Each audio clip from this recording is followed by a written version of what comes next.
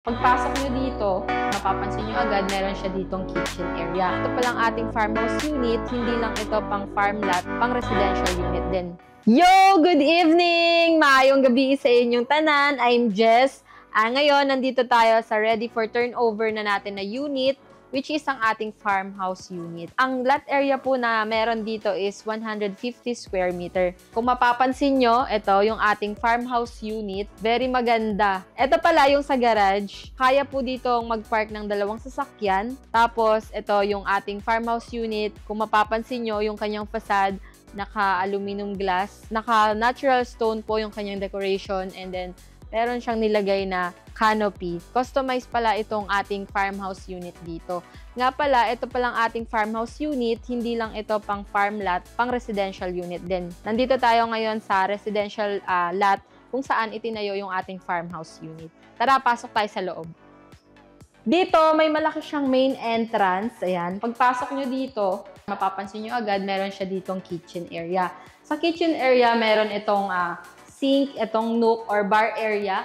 Meron siyang overhead cabinet, meron siyang under cabinet dito na ginamitan ng aluminum na materials.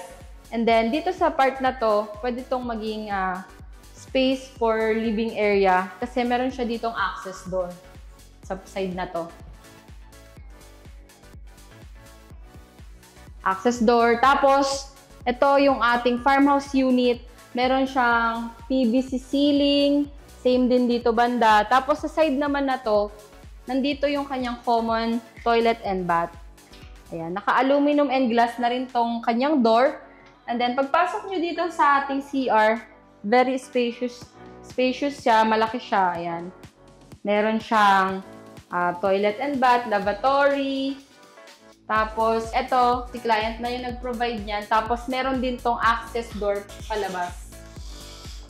And then, ayan, may shower.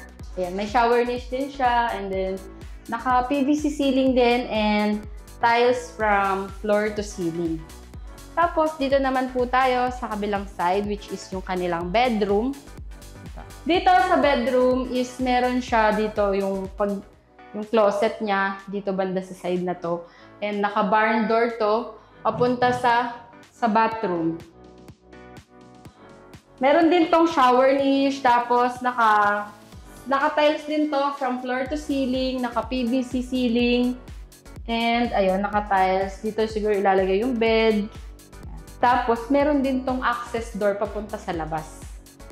Gandahan nito. Hindi mo na kailangan pumunta doon. Gusto mong lumabas from bedroom, yan, lalabas ka lang dito.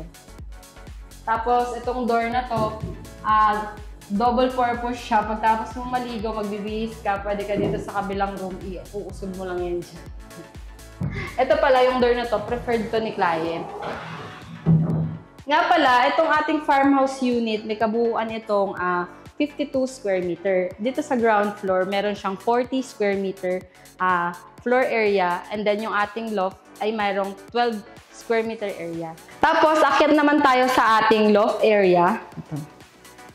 Yung ating loft area naman po is naka-tiles. And then, tubular na rin po yung kanyang railings. And tara, akyat tayo sa taas. Naka-railing din siya ng tubular. And naka-vinyl tiles. Ito, naka-fix na tong glass niya na design. And then, ito, meron siyang access window sa taas ng loft. And then, naka-PVC ceiling din siya. Yan. That's it for today. And sana nagustuhan nyo yung aming farmhouse unit.